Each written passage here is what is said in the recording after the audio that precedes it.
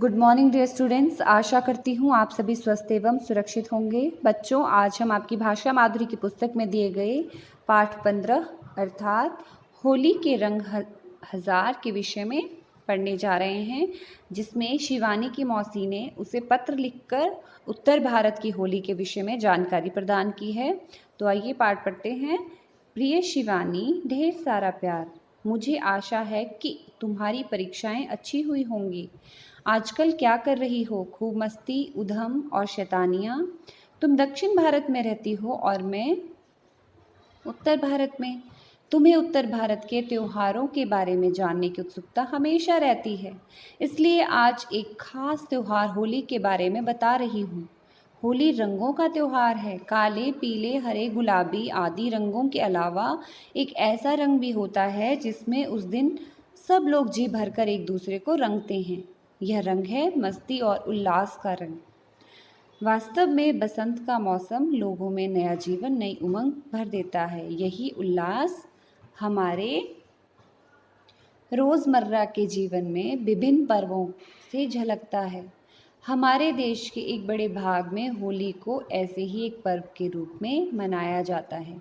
आप देखेंगे कि शिवानी की मौसी जो है उसे होली के पर्व के विषय में बता रही है। वो कौन से? उत्तर भारत, क्योंकि शिवानी दक्षिण भारत में रहती है और दक्षिण भारत और उत्तर भारत की होली में अंतर होता है। अब होली तो रंगों का त्योहार है, आप सभी जानते हैं, और ये बसंत के आगमन पर मनाया जाता है।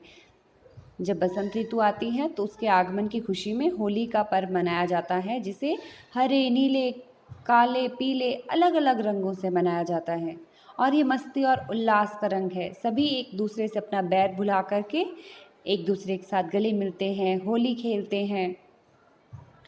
ठीक है। हमारे देश के एक बड़े भाग में होली को ऐसे ही एक पर्व के रूप में मनाया जाता है। विभिन्न जनजातियों और समाजों के में बसंत के मौसम में ऐसे कई पर्व मनाए जाते हैं जो ऊपर से हमें होली जैसे ही लगते हैं, लेकिन यह ज़रूरी नहीं है कि वे होली ही हो। जिसे हम होली के रूप में मनाते हैं वह मुख्य रूप से उत्तर भारत का पर्व है। दक्षिण में यह पर्व या तो मनाया ही नहीं जाता या फिर इसका स्वरूप अलग तरह का होता है। तुम पूछ सकती हो कि दक्षिण भारत में होली क्यों नहीं होती?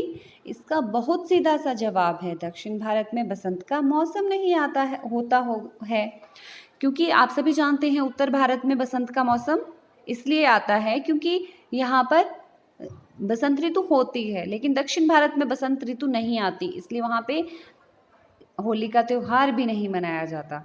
दक्षिण में मुख्यतः दो ही मौसम होते हैं, वहाँ पर केवल गर्मी और बरसात होती है, ना वहाँ पे बसंत, ना वहाँ पे अधिक सर्दी, इसलिए वहाँ पे केवल दो मौसम, गर्मी और बरसात। जबकि उत्तर भारत में पहले कुछ महीने तेज़ ठंड पड़ती है, फिर बसंत का मौसम आता है, उसके बाद गर्मी और बरसात। इस तरह मुख्यतः 4 मौसम यहाँ पर आते हैं। होली जलाने के पीछे जो सबसे अधिक प्रचलित कहानी है वह हिरण्यकश्यप नाम के एक राजा से जुड़ी है। कहते हैं वह चाहता था कि सब लोग उसे ही भगवान मानें और उसकी पूजा करें। उसकी अपनी प्रजा तो शायद उससे डरकर उसे भगवान मानती भी थी, लेकिन उसका अपना बेटा प्रहलाद ही उसे भगवान नहीं मानता था। हिरण्यकश्यप प्रहलाद से बहुत परेशान था और नाराज भी। जब सभी तरीकों से हार गया और प्रहलाद से अपने को भगवान कहलाने में असफल रहा, तो उसने तय किया कि वह प्रहलाद को मार देगा। राक्षस बुद्धि तो हमेशा बुरे काम ही करती है, तो उसने अपने बेटे को ही मारने के विषय में सोचा। हिरण्यकश्यप की एक बहन थी होलिका। होलिका के पास एक शॉल थी, जिसे यहाँ पे हमने शाल, हिंदी में शाल कहते हैं, शाल थी, और उसे यह वरदान था कि यदि वह शाल ओढ़कर आग में बैठे तो आग उसका कुछ नहीं बिगाड़ सकेगी। हिरण्यकश्यप ने अपनी बहन से कहा कि वह प्रहलाद को गोदी में लेकर चिता पर बैठ जाए।